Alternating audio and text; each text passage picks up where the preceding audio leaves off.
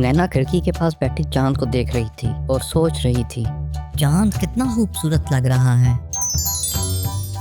काश मैं कभी चांद पर जा सकूं, वहां जाकर उस पर खेल सकूं और मजे से उसकी सैर कर लूं। नैना का छोटा भाई काशिफ कमरे में आ जाता है। तुम वाकई चांद पे जाना चाहती हो? मुझे चांद बहुत पसंद है, मैं वहां पर जाकर उसकी सैर करना चाहती हूँ। नैना की दोस्त साहिरा कमरे में दाखिल हुई, जो नैना के ख्वाबों का हमेशा मजाक उड़ाती थी। नैना, तुम चांद पर नहीं जा सकती, ना तुम्हारे पास रॉकेट है ना ही कोई जादू। ऐसे ख्वाब देखना बंद कर दो। नैना खामोश हो जाती है और अपने दिल में सोचने लगती है, एक दिन मैं सबको चांद पर जाकर दिखा दूंगी। अगले दिन जब नैना जंगल में अपने पालतू कुत्ते के साथ खेल रही थी कि अचानक उसकी नजर एक चमकती हुई चीज पर पड़ी। ये क्या चमक रहा है?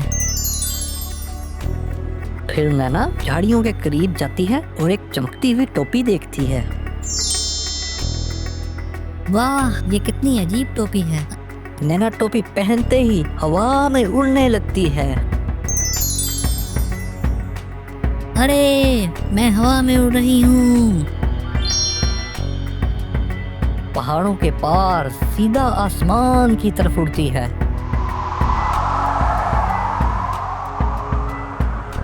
वाह, ये वाकई जादुई टोपी है। अब मैं चांद तक पहुंच जाऊंगी। नैना चांद तक पहुंचती है और हैरान हो जाती है। अरे वाह, ये कितनी अजीब जगह है। यहाँ तो मिट्टी भी चमक रही है।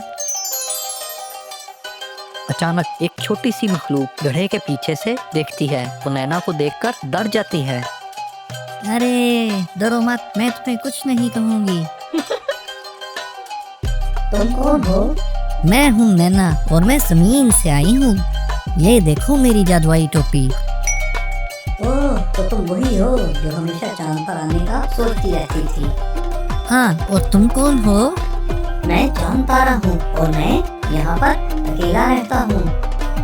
नैना और चांद तारा खेलना शुरू कर देते हैं। दोनों गड्ढों में छलांग लगाते हैं और चांद की मिट्टी से शक्लें बनाना शुरू कर देते हैं। नैना, तुम्हारी जादुई टोपी कमाल की है, ये मुझे दे दो। नहीं दूंगी। अगर तुमको दे दूं तो फिर वापस जमीन पर कैसे जाऊंगी? ओह ठीक है, जब अगली बार आओ तो मेरे लिए कुछ खाने को लाना, यहाँ कुछ नहीं मिलता। तो तुम क्या खाते हो? चांद की मिट्टी। अच्छा ठीक है, अगली बार मैं तुम्हारे लिए गाजर लाऊंगी। नैना सोचती है कि अब उसे वापस जाना चाहिए। मुझे अब वापस जाना चाहिए, मेरी माँ परेशान होगी। ठीक है, वापस चली जाओ, लेकिन अगली दफा मेरे लिए गाजर लाना मत भूलना। नैना चांद तारा को अलविदा कहती है और जमीन की तरफ वापस उड़ने लगती है। नैना घर वापस आ जाती है। माँ उसे घबराती हुई देखती है। नैना, तुम कहाँ गई थी? माँ, मैं चांद पर गई थी, वहाँ पर चांद तारा के साथ बहुत खेला। नैना, तुमने जरूर कोई ख्वाब देखा होगा। आप शायद ठीक कह रही हैं, लेकिन मैं ये ख्वाब अब कभी नहीं भूलूंगी।